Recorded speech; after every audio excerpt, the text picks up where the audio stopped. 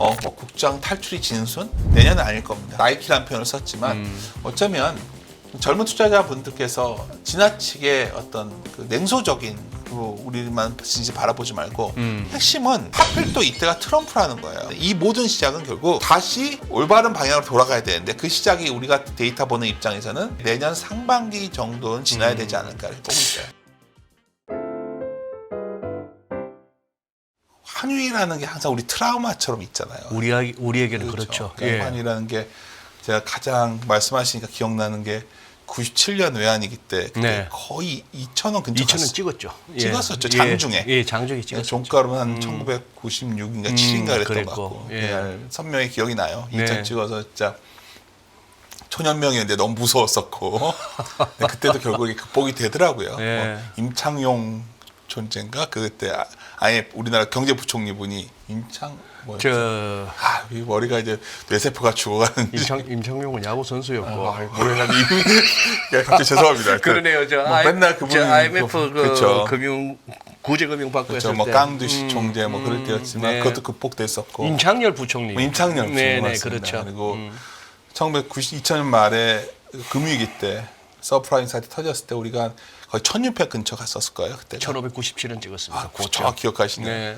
네, 그때도 굉장히 무서웠었죠. 그렇죠. 근데 이제 결국은 그 V자처럼 돌아섰고 코로나는 정말 죽음의 공포 속에서 우리가 살았잖아요. 그때도 잘 극복됐는데 또 레고 사태 때 2022년인가? 그때도 아마 환이 아마 1,450원 한번 넘겼던 50원 정도였던 것 같아요. 근데 제가 뭐 갑자기 준비도 없이 이 말을 꺼낸 이유가 뭐냐면 사실 제가 이제 뭐 연합뉴스 올해 가끔 나오지만 그리 시장에 대해 좋게 말했던 기억은 없어요. 우리나라 증시에 대해서는. 동시에 미국 증시가 이렇게 올라갈 줄도 몰랐습니다. 이건 반성하는 부분인데 여하튼 국내 증시가 글로벌 증시가 이렇게 좋음에도 불구하고 부진했다. 그래서 뭐 저도 오늘도 사실 데이터 보면은 뭐 좋을 게 없죠. 근데 이제 드리고 싶은 요지는 방금 전에 우리가 대화 중에 느꼈지만 그런 위기 상황에서도 결국 돌아섰었다는 거죠. 그렇죠. 그래서 제가 오늘은 또 수환이 만난다고 해서 내년을 생각했어요. 제가 가끔 친한 사람들한테 야, 너 이제 회사도 관두는데 뭐 할 거냐 저한테 많이 물어보잖아요. 그러면 제가 내가 관둔 거 보니까 우리 국장에도 기회가 한번 오지 않을까 나한테 한번 그렇다면 좀 근데 좀 다른 게 옛날에는 이렇게 V자처럼 빠졌다 올라갔는데 좀 너무나 우리 증시가 싸져 있기 때문에 나이키란 표현을 제가 쓰고 있는데 이렇게 슬슬 내년 상반기까지는 좀 되게 좀 불안불안하게 반등했다 내리고 이러다가 뭐 그다음 미국 증시가 마냥 좋을 수는 없잖아요. 한 번은 흔들리겠죠. 흔들릴 때 우리 증시가 한 번 더 흔들려주면 여러 가지 한번 해볼 만한 시기 아닐까. 그래서 오늘은 주로 뒤에 어떠한 데이터가 좀 확인될 때 우리가 자신 있게 한번 질러보자. 그런 거 위주로 좀 가져와 봤습니다. 어떻게 이게 뭐 맞는지 모르겠지만 뭐 이거를 갖다 꼭 제가 이제는 좀 자연인이 됐기 때문에 저는 이런 데이터를 계속 업데이트해 볼 거예요. 제가 보고 올 거기 때문에 저는 이런 기준으로 좀 고민을 하고 있다는 말씀을 드리려고 합니다. 그러시죠. 아니 요즘도 오늘도 자료를 많이 가져오셨는데 이거 직접 만드십니까? 뭐 제가 같이 일하던 친구들 데이터 갖고 쓰는 거죠. 근데 이제 초본 자체는 했던 것들이니까 한데 기본적으로 다 보는 데이터죠. 그래서 막 보여줬던 그림 또 보여드리고 하는 건데 일단 밸류를 봐야죠 우리가. 그렇죠. 정말 지겹게 말씀드렸던 게 제가 이제 졸조인 책에서도 강조했던 게 한국 증시는 PBR로 바닥 잡는 게 제일 편하다. 이거 PBR 0.8 이거는 윤지호라고 딱 그야말로 등식 부호가 붙을 정도로 오래전부터 얘기해 왔는데 잘 뭐 부합돼 왔는데 지금 뭐 자본 총계가 좀 자본에 대한 불확실성은 있지만 지금 0.8배가 2,294고 내년 한 번에 조금 더 올라오거든요. 그러면 사람들이 한 2,400개 좀 그래서 사는 거죠 지금은. 왜냐면 그때 사면은 한 배는 잘 못 갈 것 같아요 이제. ROE가 너무 레벨이 낮아져서. PBR 1까지 가기도 어렵다. 그렇죠. 그러니까 우리가 과거에는 그래도 경기가 한번 좋아지면 ROE가 한 10% 갔다. 그 되게 뭐랑 같이 갔냐면 수출 증가율이 좋아지면 올라갔었거든요. 그렇죠. 수출 증가율. 안을 또 들여다보면 되게 그때 삼성전자가 좋았어요. 근데 뭔가 삼성전자가 PBR을 한 배 잘 안 깨지는 그런 상황이었는데 여러모로 우리의 그런 초격차 부분이 좀 완화되면서 네. 상단을 지금 열기 쉽지 않은 상황이고 하단은 0.8배가 근처 와주면 네. 물려도 된다. 여전히 그 생각은 변함이 없어요. 거기서부터는. 그때부터는 그러니까 우리가 어떻게 주식의 바닥을 알겠어요. 네. 우리가 쓸 수 있는 전략이라는 거는 기껏해야 사고 싶은 종목들 리스트를 좀 만들어 놨다가 그럴 때 조금씩 사보는 거죠. 뭐 그러다 더 빠지면 할 수 없고. 근데 올라가서 그걸 하면 되게 위험하거든요. 그래서 지금은 이 정도까지 열어두는데 문제 이 아래 그림이에요. 이 RA가 내려오는 구간에서는 장이 크게 못 돌거든요. 지금 저 파란색이 뭡니까? ROE입니다. ROE. 그렇죠. 알다시피 이제 ROE에 대해서 우리가 밸류업에 대해서 우리가 공론화되면서 네. ROE를 다 이해하고 있죠. 그래서 이제 네. 이익이 늘거나 예. 자본을 줄여주거나 그러면 ROE가 올라온다는 예. 걸 아는데 이익이 크게 늘긴 힘들고 이익이 크게 늘긴 힘들고. 그 ROE가 이걸 좀 어느 시점에 돌리기 위해서는 결국 여기에 이제 다들 관심이 국장에 대해서 하나를 몰리고 있는 거죠. 아, 이제 주주 가치를 함부로 경시하는 제도가 깨져야 된다. 네, 그게 뭐 네. 어떤 분은 상법 개정을 얘기하고 예. 어떤 분은 뭐 자본시장법을 얘기하고 하지만 예. 많은 저한테 질문하실 거예요. 그게 과연 효력이 있냐? 일본도 10년 걸렸어요. 일본도. 그렇죠. 일본이 10년 전부터 이거 했을 때 우리가 일본의 저희 그러한 저성장 국면에서 한 증시가 되겠냐 하고 우리가 기억나십니까? 중간에 한번 버핏이 일본 상사 샀을 때 뭐 다른 이유 때 샀지만 예. 일본 사서 저렇게 올라갈 줄 아셨어요.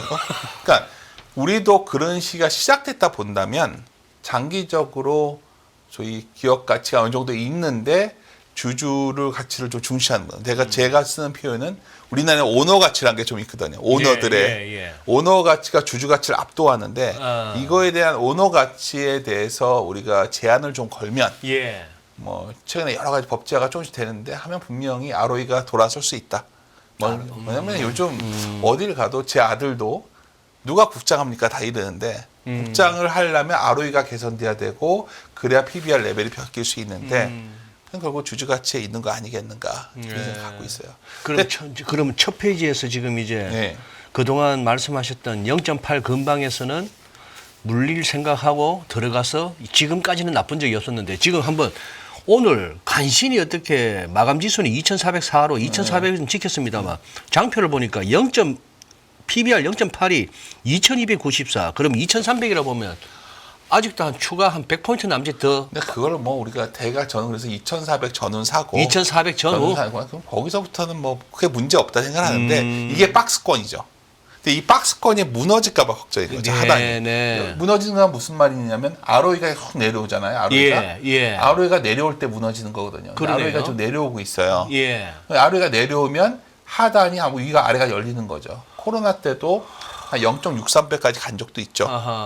근데 중요한 건 그래도 여기는 돌아오는 가격이라는 거죠. 여기서 한번 딥이 나오면 0.8배 물론 이거는 가는 뭐 아무도 모르는 거죠. 근데 저는 이게 완만하게 돌 거야. 나이키라는 표현을 쓴 거는 이게 V자로 급하게 빠지는 게 아니라 뭐 미국 증시가 붕괴된다 그럼 같이 무너지겠죠.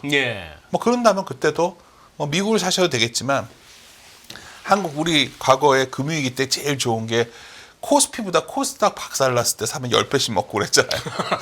너무 많이 이제 요즘 누가 나한테 형 뭐 저 직장 관두더니 말 막 한다고 하던데 사실 속된 표현으로 뭐 선수들끼리 그렇게 급락했을 때 하듯이 어떤 투자자들도 국내 증시가 싸져 있다면 그럴 때 한번 크게 한번 노리고 들어온 사람들이 나오겠죠. 근데 문제는 이 ROE가 주주 가치 외에는 별 기대가 없는 이유가 뭐냐면 다음 부분이에요. 우리가 이제 제가 첫 번째 보는 포인트가 뭐냐면 그냥 올해 참 놀랍지 않아요? 이렇게 순이익이 늘어나는데 주가가 이 모양이었어요. 주가가. 이게 막대기는 우리 올해 순이익이요. 올해 이렇게 많이 늘었어요. 어마어마하게 늘었죠. 사실 잘 보시면은 우리 증시가 이렇게까지 글로벌 증시 대비 저는 우리 증시 좋게는 안 봤지만 연간 수익률 YTD로 보면은 연간 수익률 우리가 어제까지 한 마이너스 10% 정도 좀 넘더라고요. 근데 뭐 S&P 뭐 27% 오르고 뭐 대만 갖고 한 30% 오르고 뭐 니케이 20% 오르고 이건 오케이. 아니, 상해 조갑도 15% 올랐더라고요. 그러니까 이게 지금 그러니까 여기서 말씀드리고 싶은 거는 뭔가 우리 증시가 뭔가 굉장히 많이 눌려 있는 상황인 건 확실한 거예요 지금. 근데 이익은 그렇게 괜찮단 말이에요. 그러네요. 그렇죠. 내년도 어마어마하게 좋죠. 근데 이게 못 믿겠는 거죠. 저는 사실 올해도 믿었던 것보다 훨씬 220조에 딱 이런 노래 나온 건데. 예. 내년 특히 이제 여기에 이제 뭐가 걸리는 거냐면 트럼프가 딱 나온 거예요. 그러니까 여러 가지 얘기를 하겠지만 지금 뭐 저는 여기서 제가 여기 나와서 무슨 뭐 정치적인 얘기하고 싶지는 않고 네. 저는 사실 그거는 금융시장 종사자는 약간 중립적 경향이 있거든요. 근데 이제 원화가 왜 이렇게 약할까? 아까 우리 처음 시작할 때 얘기를 했으니까. 네. 요즘 보면 맨날 글로벌 뉴스 보면은 막 트럼프 만나려고 다들 난리잖아요. 그러죠. 거래를 시작한 거죠. 모든 나라가. 거래라는 거는 트럼프가 요구를 하는 거에 대해서 답을 해줄 준비가 되어 있어야 되는데 네. 캐나다에도 던지고 갑자기 뭐 그린란드를 갖다가 갑자기 뭐죠? 파나마 운하를 어쩌고저쩌고 하겠다. 이거 완전히 트럼프 특유의 이슈를 던지고 거래를 하는 거예요. 지금. 네. 근데 우리는 이제 우리도 뭐가 있죠? 방위비도 있을 거고 뭐 온갖 게 다 있잖아요.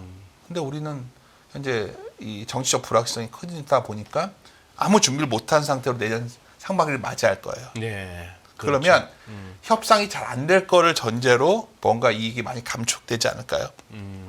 제가 드리고 싶은 요지는 사실 환율이 한번 생각을 해보셔야 되는 게 IMF와 자꾸 IMF 시기와 비교하지만 그때는 한국 외화 자체가 없었어요. 그렇죠. 외화 유동성 문제였죠. 네, 그때 결국 네. 종금사 단자사들 다 외화 문제였지 않습니까? 워낙 더 아시지만.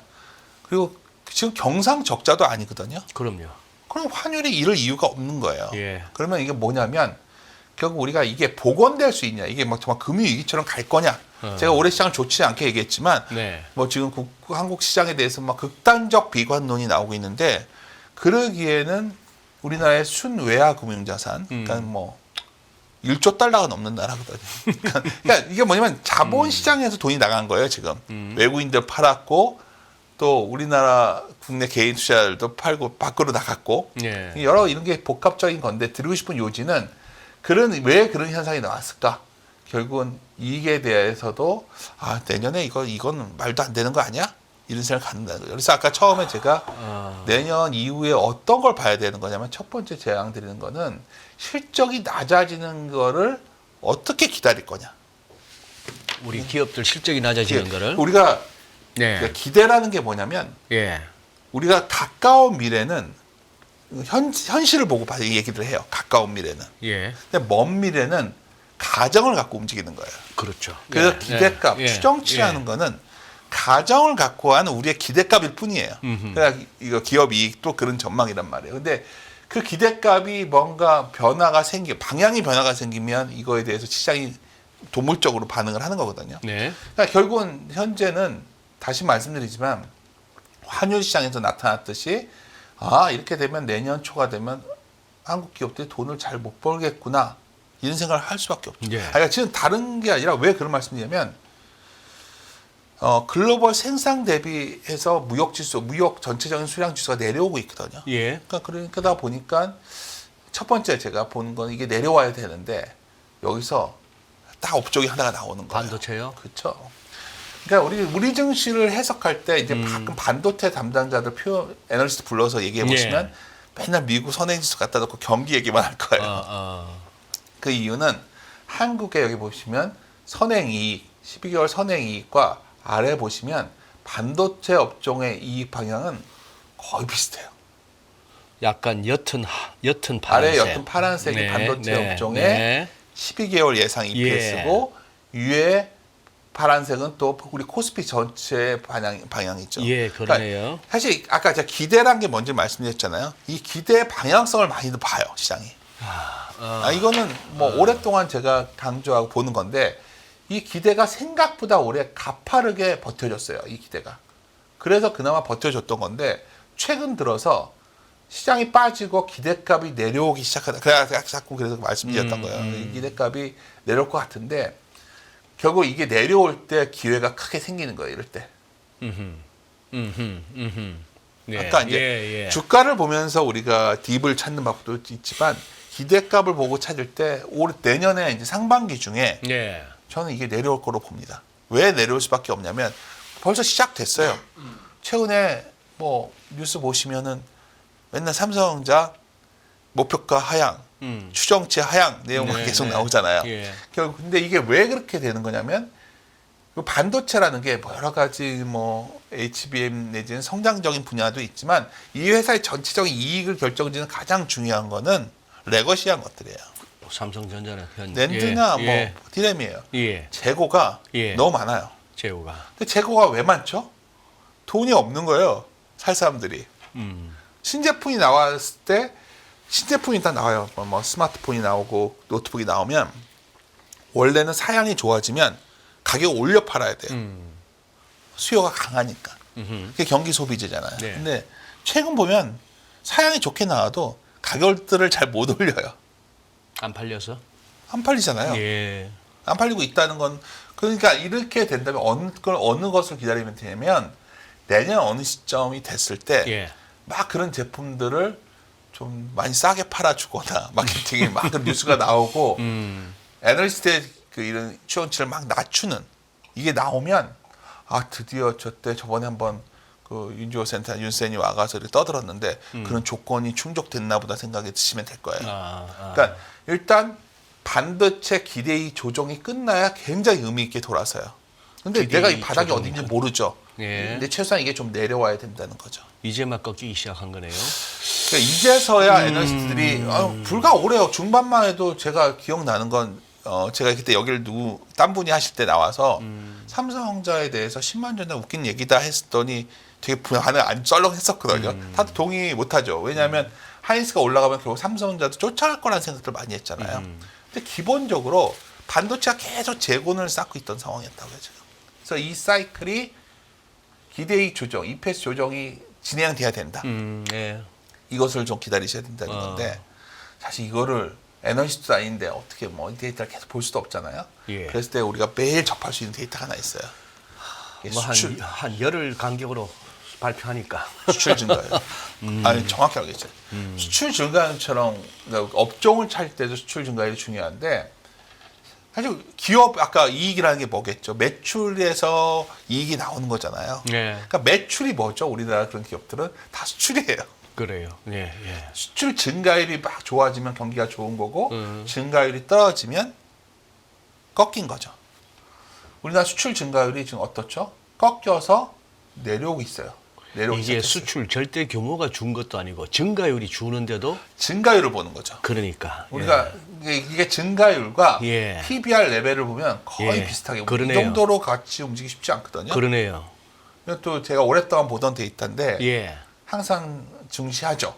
그러니까 이거를 업종별로 다 세그멘테이션해서 보시면 상당히 파워풀한데 뭐 그거를 뭐 아시는 분들은 쓰고 있죠. 근데 하여튼 여하튼 증가율 둔화 시기에는 세서 위는 못 열기 때문에 제가 올해 계속 박스권이라고 얘기했던 거예요. 올해 굉장히 의미 있는 내의 배팅 포인트 강하게 지르기에는 수출 증가율이 좀 많이 떨어지는 게 훨씬 좋아요. 이게 수출 증가율이 많이 떨어진다는 거는 생각보다 우리나라 경기가 되게 안 좋아졌을 때 말해줬던 거거든요. 아니 제목 올라에 마이너스까지 들어서야 바닥이. 이건 제가 너무 세게 쓴 것 같아요. 이거 후회되네. 이거 내가 지금 어디 강연하는 거 있어서 하나 해놓은 건데 전에 그거는 좀 너무 5%에서 한 거니까 마이너스까지 안 갈 것 같아요. 근데 대개는 마이너스를 들어가요. 뭐 솔직히 말하면 항상 들어가요. 이렇게 여기 요런 데 있죠. 이때도 맨날 왔다 갔다 할 때는 사람 잡아요. 잘 안 돼. 이때 이럴 때 요럴 때가 큰 의미 있는 해볼 만한 시기죠. 그때는 PBR 열 수가 있는데 제가 보기에는 뭐 수출 증가율이 아직 안 내려고 먼저 PBR부터 내려와서 이게 많이 빠질 것 같지는 않아요. 이번에는. 이게 이 갭이 크잖아요. 이렇게 나이키처럼 돌 거라고 계속 말씀을 드리는 거예요. 근데 하여튼 여하튼 첫 번째 말씀드리는 거는 반도체를 비롯한 우리 수출 기업들의 이 기대 수준이 내려와야 되는데 그 단초는 여러분들이 접하기 쉬운 거는 수출 증가를 보면서 매달 초에 보면 또 나오고 중간에 나오는 증가율만 계속 확인하셔라. 이게 첫 번째 제가 드리는 제안이고요. 근데 이렇게 확실히 낮아진다 보는 건 정말 트럼프 정부가 독특하거든요. 그러니까 제가 뭐 어떻게 됐던 간에 지금 미국의 무역 대표부라고 USTI라고 있잖아요. 굉장히 중요한 곳이잖아요. 그 서점 가시면 로봇 로버트 라이트하이저라고 있어요. 일기 때 그 양반. 정확히 알고 계시네요.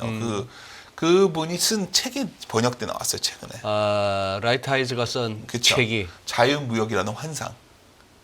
책 제목이 자유무역이라는 환상이 그거는 환상이다. 네. 근데 이제 번역책의 단점이 좀 약간 문장이 딱딱한데 그래도 약간 지식이 있으신 분들 읽어보시면 네.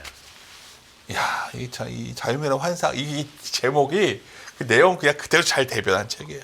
그냥 그거 자체를 상당히 무역 자체에 대해서 제가 삐뚤어진 시각을 갖고 있다. 제 표현에 따르면 내가 어디 세미나 가서 그 말 했었는데 근데 이번에 제미슨 그리야 그 사람이 됐는데 그게 비서실장이었더라고요. 라이트하이저의 비서실장요? 그렇죠. 그러니까 제가 이 말을 왜 쓰냐면 기억나세요? 이때 그 로버트 하이저가 있을 때 부임하고서 우리나라 이익이 크게 한번 흔들렸어요. 이렇게 기억나요? 2018년에. 네네. 그러니까 네.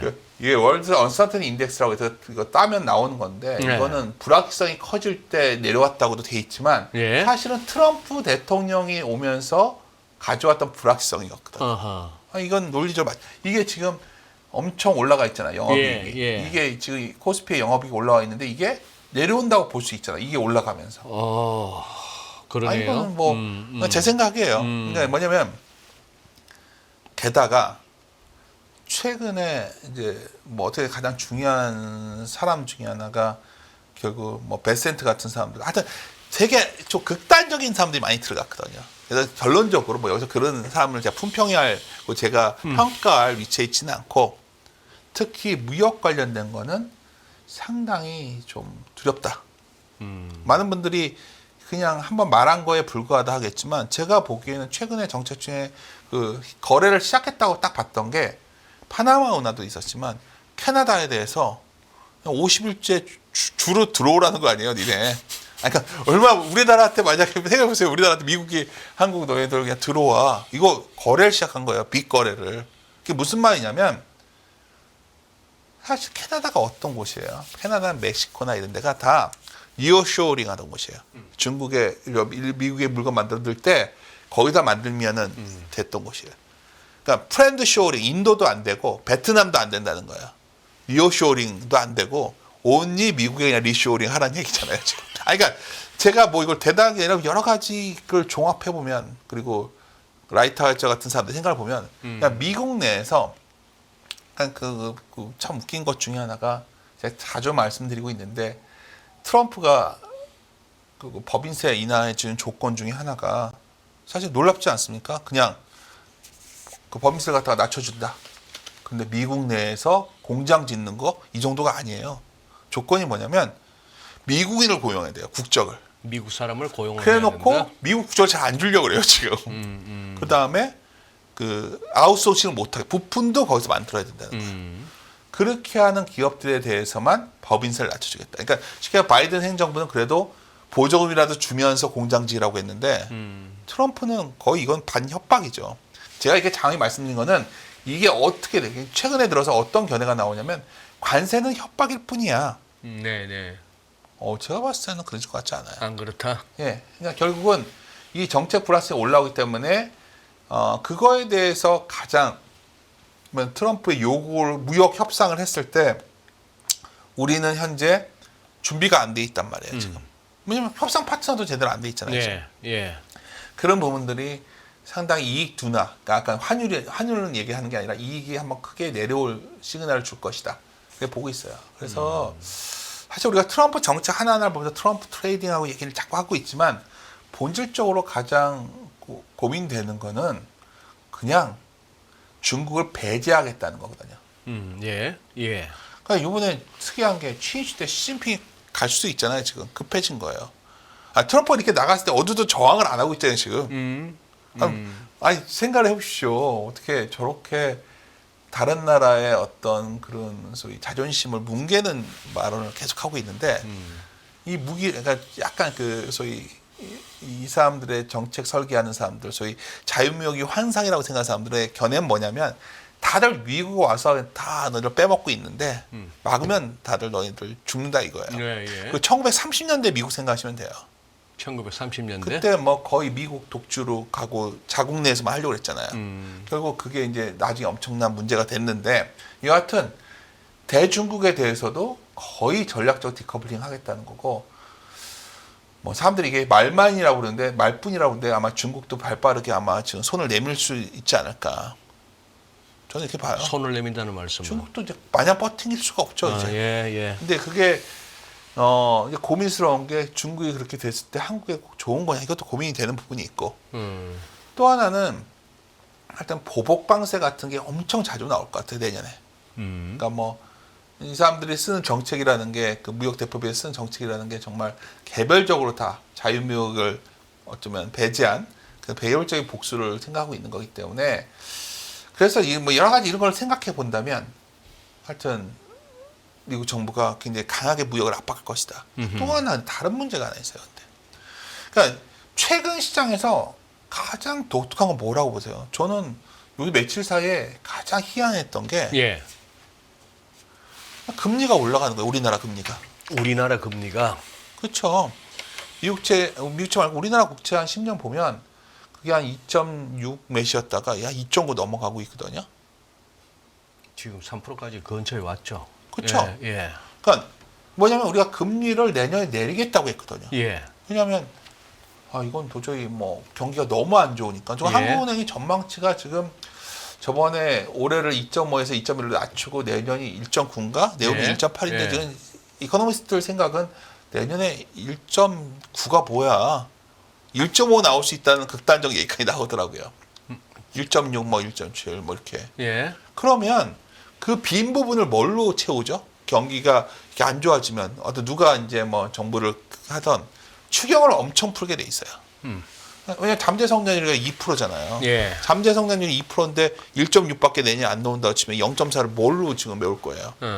그러니까 이게 지금 최근 돌아가는 게 다 연결되어 있다는 게 그러다 보니까 내년에 한국의 원화가 자신이 없는 거죠 지금. 원화 약세 이후에 아까 그 뭐 외화 유동성도 문제가 없고 경상 적자도 아니지만 사실 우리 재정이 되게 불안정한 거죠. 그래서 무슨 금리가 오르는 거야. 채권을 파는 거죠. 그러니까 모든 이 매크로 시장들이 연결이 되어 있는데 제가 보기에는 결국 그런 상황인데 미국은 또 어떤 상황이냐? 미국 같은 경우에도 금리가 내려오기가 쉽지 않아요. 그러면 아까 온쇼링을 한다는 얘기는 뭐냐면 미국 내에서 생산을 많이 한다는 거는 임금이 높은 나라니까 계속 임금 쪽에 인플레 요인이 다시 나올 거고 최근에 PC가 아마 2% 가야 되는데 2.4 정도 나와버렸잖아요. 그러니까 그게 이제 뭘 의미하는 거냐면 내년에 점도표의 금리 인하가 내번에 두 번을 좁힌 건데 쉽게 말해서 미국은 금리가 잘 못 내려오는 상황인데 우리는 금리를 막 낮춰야 되고 낮춰도 팔아서 금리가 올라가고 한번 워낙 채권 전문가시가 아시겠지만 이거는 엉망진창인 거죠 지금 매크로 변수들이 얽혀가지고 그러다 보니 그 결과의 최종 결과물은 외화 유동성 문제도 없고 경상 적자도 아닌데 원화가 지금 1,500원 가게 생긴 거예요. 그러면 이 문제들이 결국 이게 모든 출발이 다시 돌아가면 왜 이렇게 장관이 뭐 재미도 없는 매크로 얘기를 했냐? 결국 우리가 이걸 벗어날 수 있는 방법 딱 하나밖에 없어요. 수출이 바닥짓고 돌아서야 돼요. 수출이. 그러니까 이런 트럼프 자국 우선주의에 대한 노이즈가 다 반영돼서 수출에 대한 우려가 반영되면 증가율이 거의 확 꺾여 있을 거 아니에요. 그때 되면 돌아설 모멘텀이 생긴다는 거예요. 뭐 제 생각입니다 이거는. 근데 이게 이제 여러 가지 이제 반론이 있을 수 있어요. 지금 미국에 보면은 아까 이제 말씀드린 게 계속해서 리슈어링 되니까 엄청나게 채용을 해야 되는 거예요. 여기 보시다시피. 채용. 그렇죠. 채용 공고가 보십시오. 이게 지금 2000년 여기까지 올라왔을 거예요 지금. 그러니까 계속해서 미국 내에 돈이 들어오는 이유가 뭐죠 지금? 그러니까 우리가 한국에 순 외화 금융자산 1조 달러가 넘는데 우리나라가 왜 원화가 약해야 되냐는 거예요. 우리나라도 미국 가서 주식 사는 거잖아요 지금. 다들 이런 돈들이 모인 이유는 미국에 있는 공장들은 성장률이 나오잖아요. 거기 와서 일자리도 만들고 건설업체도 될 거고 빅테크들은 계속해서 서버나 이런 거 투자하고 있고. 그러니까 고용이 이렇게 올라온다는 거는 다른 말로 하면 여기 두 가지 아이디어가 나와요. 우리가 알다시피 미국은 노동의 질이 매우 안 좋은 나라로 알려져 있어요. 열심히도 안 하고 네. 사람들이 이렇게 빠릿빠릿하지도 않고. 그러니까 미국의 현지화된 공장 우리나라 기업들이 가서 제일 곤혹스러워하는 게 지금 뭐죠? 엔지니어가 없다는 거예요. 그리고 노동자를 제대로 모질 못하는 거죠. 네. 그러다 보니까 최근에 이제 제가 보기에 내년에 이제 우리가 찾아야 될 종목들 중에 또 뭐가 있는 거냐면 미국 내 공장을 지니까 아무래도 전력, 뭐 전선, 뭐 전압기 이런 것도 좋은 게 있지만 공장 자동화 관련된 기업들. 이거는 미국 기업이 더 많겠지만 한국에서도 만약 공장이 같이 간다면 이 노동력을 대체해야 될 수밖에 없어요. 그러니까 제가 이건 계속 좀 중원번 말씀을 드리는 건데 모든 것은 지금 미국은 너무 좋은데 좋아진 이유가 또 동시에 빛이 있으면 어둠이 있는 거예요. 동시에 생기는 문제들이 이렇게 나오기 시작한 거예요, 지금. 그래서 이 부분은 우리한테는 뭔가 또 기회의 영역이 될 수 있고 미국이 한번 흔들린다면 우리가 KPX의 과잉 투자 문제가 아마 나올지 않을까 이런 문제 쪽에서. 뭐 제가 혼자 쭉 떠들었는데 뭐 저는 그래서 지금 한마디로 말하면 원가 절감형 아웃소싱은 끝났거든요. 중국에 의존해서 이렇게 하는 미국이 생산하는 거는. 그거는 끝났죠. 그렇죠. 그러니까 뭐 그렇게 된 이유는 여러 가지가 있겠지만 결국 2009년에 금융위기 딱 아까 우리가 자꾸 금융위기 때 얘기하는데 터지고 나서 미국 사람들이 안 거잖아요. 부동산이나 소비만 갖고서 가다가는 도저히 미국에서 위기가 터졌던 거잖아요. 그때부터 사실 지금 뭐 그 트럼프 정부가 하는 행동은 금융위기부터 계속해서 미국이 밀어붙이는 거예요. 많은 기업들이 미국으로 유턴하고 있잖아요, 공장들이. 근데 문제는 우리죠. 사실 우리가 한미 FTA를 해가지고 우리 나름대로 이득도 많고 되게 그랬는데 이런 정책이 시작되면 사실 아마 우리 기업들이 굉장히 고민스러운 상황?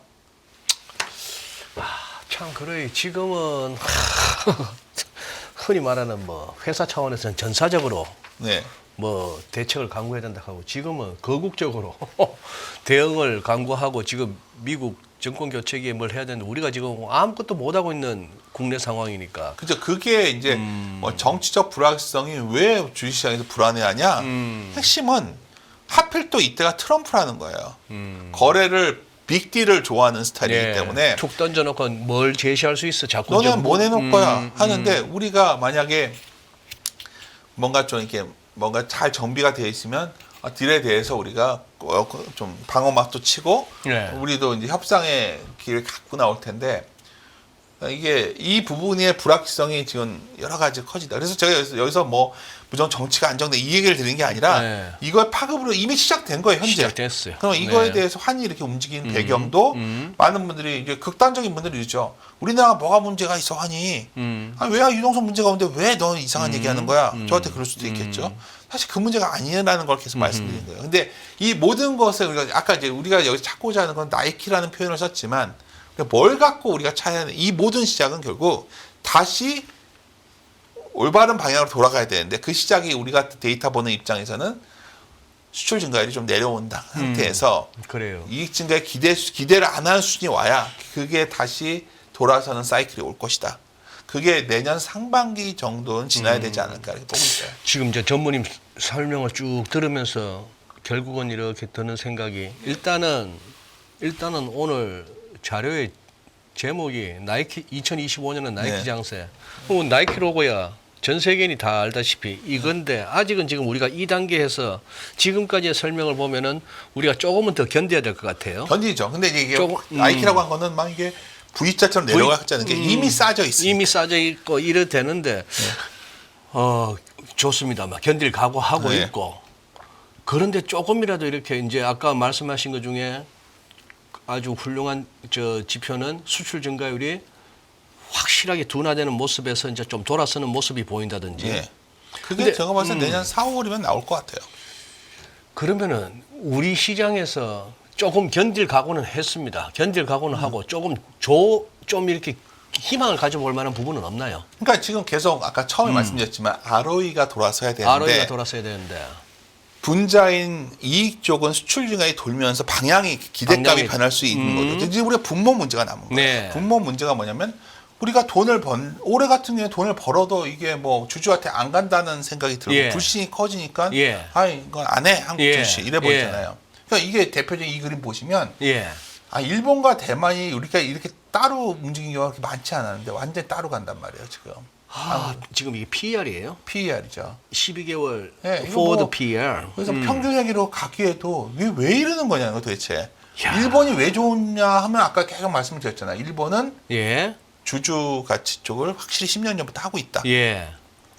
그래서 계속 강조드리지만 그냥 정부가 이 정책을 강하게 나가야 돼요. 지금 뭐 여러 가지가 있겠죠. 뭐 일본 서점 가시면은 그 일본 채권은 저는 일본 놀러 가면 꼭 들려봐요. 일본 경제책. 일본어 잘 모르지만 근데 뭐 번역 툴 도면 일본어 거 번역도 해서 책을 보는 편인데 니사라는 책이 그렇게 많아요.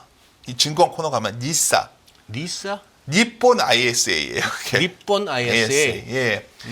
NISA. ISA가 개인 종합 자산 관리 계좌잖아요. 이게 결국 이게 이제 많은 젊은 세대들은 이걸 다 들 거예요 이제부터는. 예. 왜냐하면 일본도 이런 것부터 시작했던 거거든. 니사 이런 것들이. 예. 우리도 지금 그런 유행이 저는 엄청 불 것 같아요. 예. 그다음에 배당에 대해서도 이번에 배당락 있었지만은 너무 기산이 달라지고 있잖아요. 이게 적응하는 시기가 되면 하여튼 그리고 중간 배당도 자본시장 개정돼야 되고 뭐 자사주도 최근에 이제 여러 가지 대주주한테 불리하게끔 바뀌었잖아요. 그러니까 이런 것들이 갑자기 어느 날 딱 한꺼번에 되는 게 아니라 일본도 계속해서 바꿔간 거예요. 결국 아까 뭐가 좋아지냐고 물어보셨는데 네. 과거에는 그냥 기업 이익만 보는 건 단순한 접근이고 이제는 결국 주주 가치에 대해서 정말 얼마나 진정성 있게 도입하고 소위 스케줄 관리하고 있는 기업이냐 이게 굉장히 중요해졌어요. 그래서 아쉽게도 뭐 밸류업 신고는 많이 했는데 그거에 대한 고민들이 많죠. 근데 제가 예를 들어서 예를 비교 들어볼게요. 뭐 제가 이제는 뭐 자유인이 됐다 치고 한번 우리가 생각을 해보세요. 삼성전자라는 그룹이 있고 현대차라는 그룹이 있어요. 네. 둘의 차이를 잘 고민해 보시면 예. 왜 이 둘의 그런 차이가 나왔을까? 주가는 물론 둘 다 아주 잘 된 건 아니지만 나름대로 이 모든 이런 결정을 하는 사람들은 거의 다 최상단의 리더십이 되게 중요하거든요. 네. 이제는 생각보다 정성 분석이 매우 중요해진 시대에 온 거예요. 정성 분석. 주주가치 여러 가지 이런 제도들을 네. 그러니까 네. 예를 들어서 뭐 이게 제가 좋아하는 사람은 아니지만 우리가 머스크 같은 사람은 어떻게 해석할 거예요? 그 밸류를 도저히 상상할 수 밸류를 하는 거는 그 사람의 가능성을 보고 사람들이 베팅했던 거잖아요. 예. 우리나라는 막 그런 테마주 비슷하게 해서 어떤 그런 CEO나 이런 소위 경영진들의 어떤 하여튼 말하기 아직은 좀 조심스러운데 여하튼 예? 그런 예. 기업들의 누가 가버너가 어떤 그러니까 가버너 이슈인데 네. 우리가 정확히 개념을 아셔야 되는 게 가버너라는 표현을 해석을 우리나라가 과거에 지배구조라고 잘못 표현했거든요. 아니에요. 가버너의 원래 뜻은 이사회가 어떻게 해서 의사결정하냐를 보겠다는 거예요. 예. 이 회사의 최고 결정이 의사결정이 어떻게 돌아가냐가 가버너라는 뜻이에요.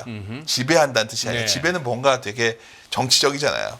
근데 그러한 소위 의사결정 구조가 잘 돼 있는 거. 그 의사결정 구조에 주주들의 의견이 좀 들어가는 회사? 좀 어렵나요?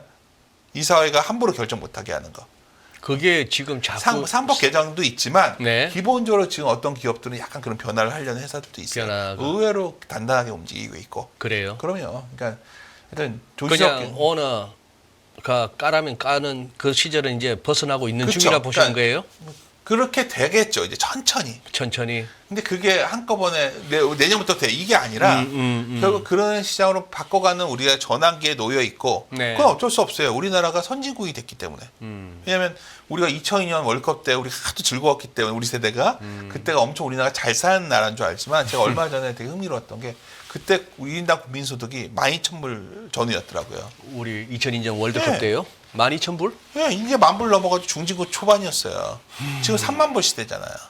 근데 왜 더 그러니까 선진국이 됐으니까 더 기업들의 이러한 분야가 중요해진 거죠. 그렇죠? 그렇죠. 예. 결국 우리에게 이제 필요한 거는 지금 결국 그러한 소위 오너 가치에 비해서 주주 가치가 힘을 갖는 시대로 가고 있고 예. 그걸 조금씩 어떤 자신 기업들의 경영에 녹아내는 기업들이 나오고 있다는 거죠. 그거를 잘 우리가 공부를 하고 더 우리의 의사를 표명하고 또 정부에서 이런 제도 개선을 통해 가지고 이걸 보완해 주면 내년 이후에 그런 게 좀 저는 강화될 거로 봅니다. 2년, 2, 3년에 걸쳐서. 그래서 한국 증시에 이런 기대 요인이 있다는 말씀이었고요. 하여튼 좋은 얘기 이제 드려서 이렇게 나이키처럼 갈 건데 그럼에도 불구하고 제가 오늘 이 자리에서 네. 무조건 질러야 된다 말을 못하는 건 또 하나의 다른 조건들이 몇 개 필요해요. 뭐냐면 예. IMF 때에 비해서 우리나라가 외화 유동성 문제도 없고 예. 경상 적자도 아닌데 기업의 부채 비율은 더 높아요. 기업의 GDP 부채 비율은 IMF 때가 109.6%였는데 지금 114.7%예요. GDP 대비 부채 비율? 네. 기업 부채가 진짜 많다고요, 지금. 그러니까 우리가 이때 기업이 지금 이 그래프상으로는 IMF 때보다 더 높네요. 네, 맞아요. 이거 내가 아주 강조하는 내용인데. 오. 이게 즉 기업들이 구조 조정을 해야 되는 거예요, 지금 빨리. 그러니까 쉽게 말해 코스피가 좋아지려면 코스피 내에 있는 안 좋은 기업들이 퇴출돼야 돼요, 지금. 예. 그래야 지수가 깨끗해지고 예. 자본 총리가 줄면서 예. ROE가 올라가겠죠.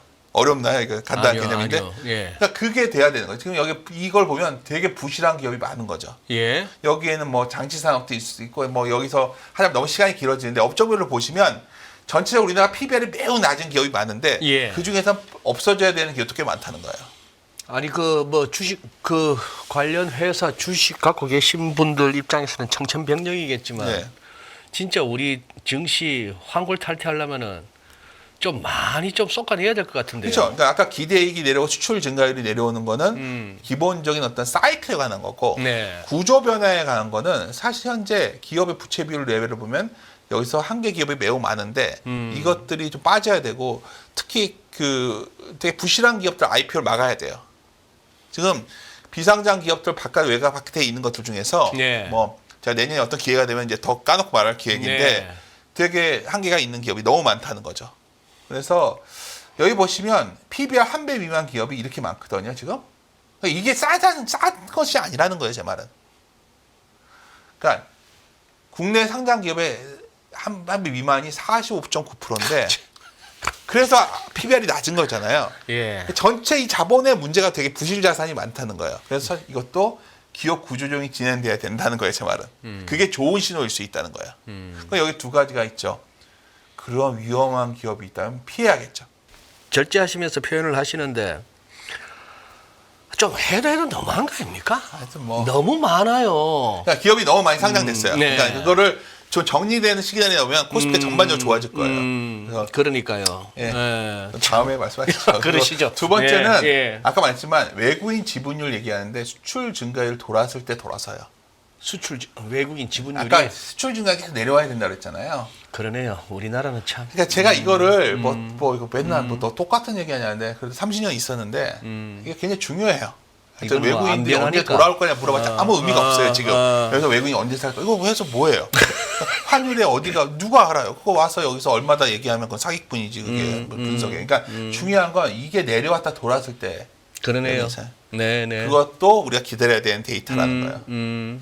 또 하나 마지막 조건이 좀 불만들 가지실 텐데 저는 제가 미국 주식을 잘 몰라요. 제 창피하게도 미국 주식? 그렇죠. 그냥 미국 주식 그러니까 아무래도 트렌드에 뒤떨어지는 단점이 있고 그건 제가 좀 부족한 부분인데 이 정도는 봐요. 그러니까 주도주가 흔들릴 때 주변주도 같이 흔들린다는 알아요.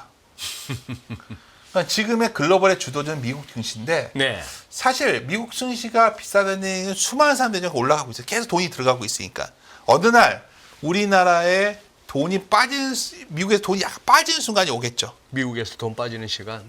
그렇죠. 그게 언제냐면 너무 비싸 보일 때 빠져요. 미국도.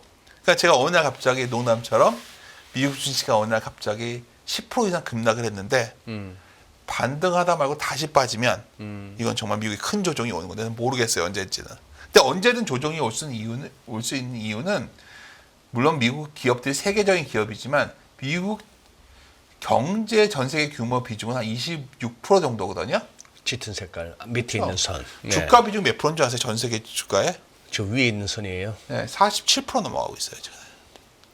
좀 과하네. 많이 갔네. 네, 그러니까 저는 그러니까 이게 무슨 말이냐면 한국 주식 다 팔아서 여기 가서 어떤 막 미국 주식들은 한국의 주주가 엄청 높을 거예요. 왜냐하면 전 세계 자금이 다 들어가 있으니까. 그러니까요.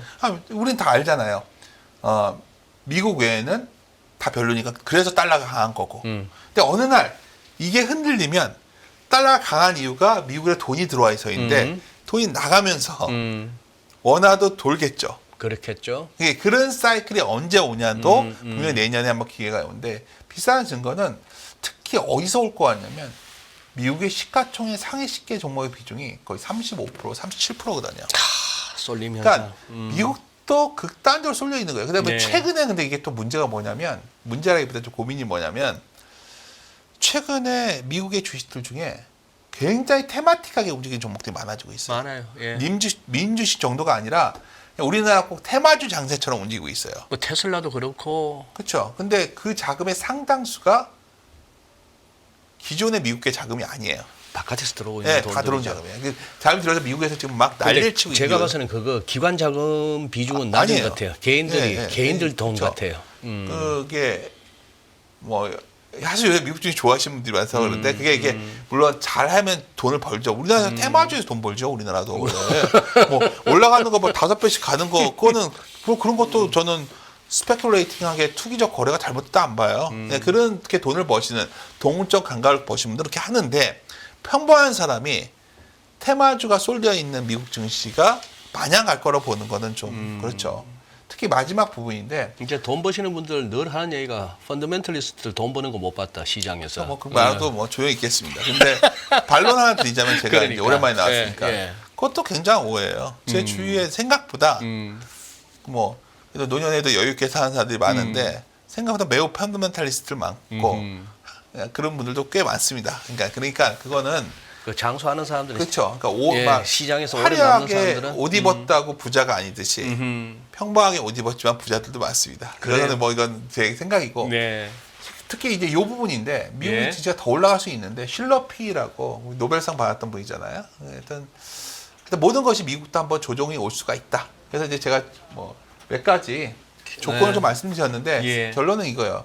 나이키 장세처럼 갈 건데 뭐 하락의 폭의 깊이가 어마어마하게 깊을 것 같지는 않다.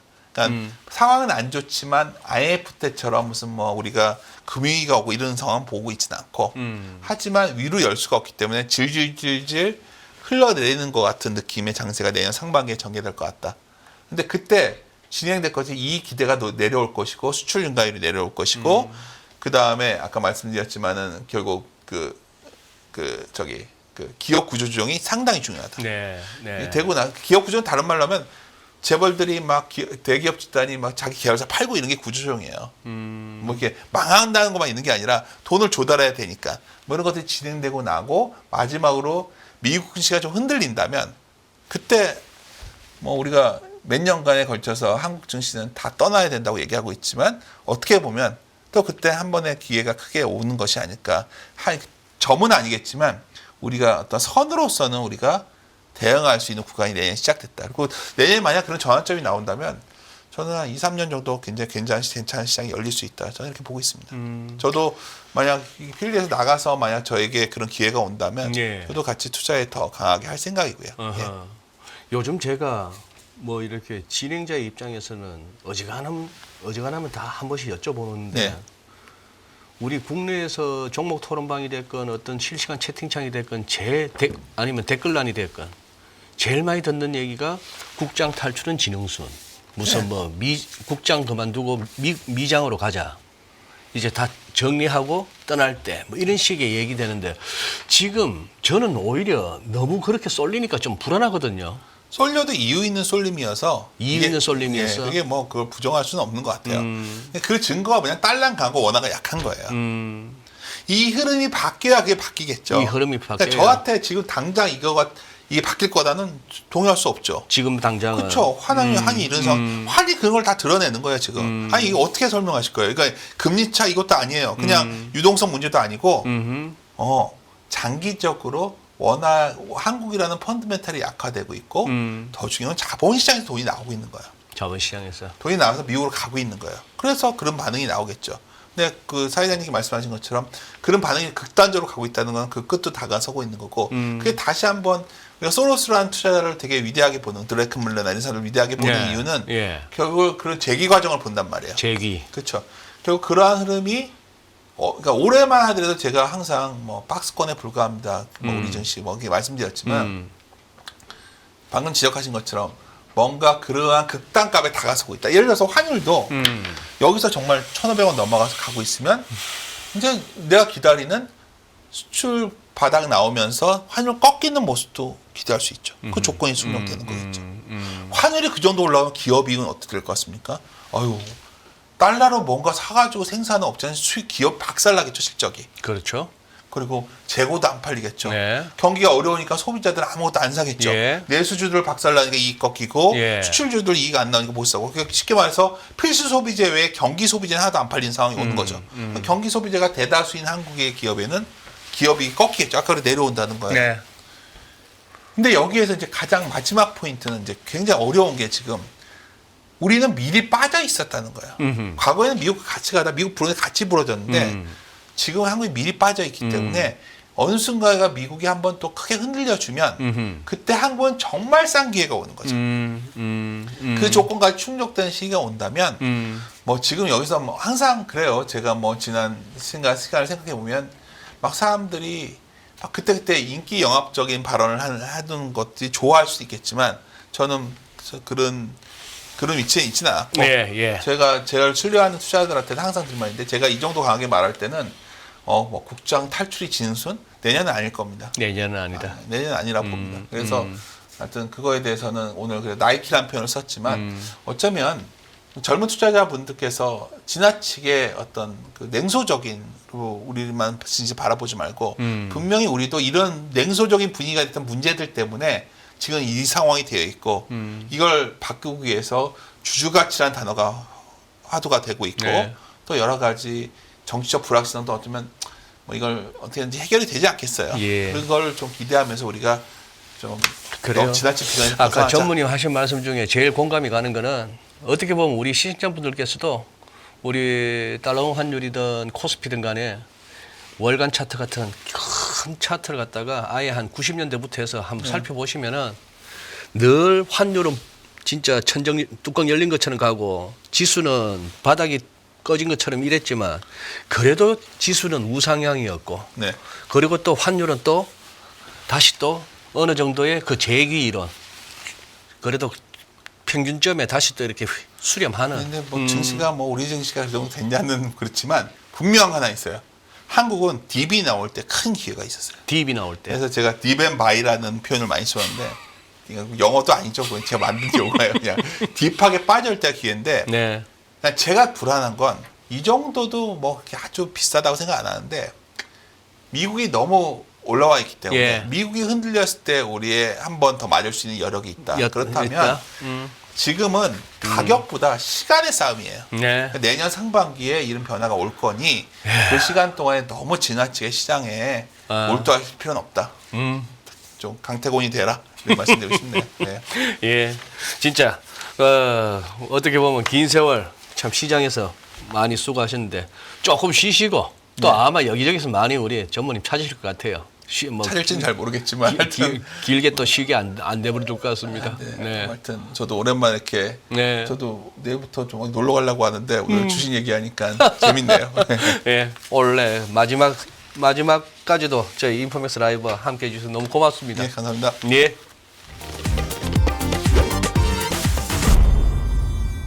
안녕하세요. 이승입니다. 더 많은 영상을 보고 싶으신 분들은 화면 오른쪽에 있는 구독 버튼을 눌러주시기 바랍니다. 그리고 영상을 보시면서 좋아요는 필수인 거 아시죠? 항상 인포맥스 라이브를 사랑해 주셔서 감사합니다.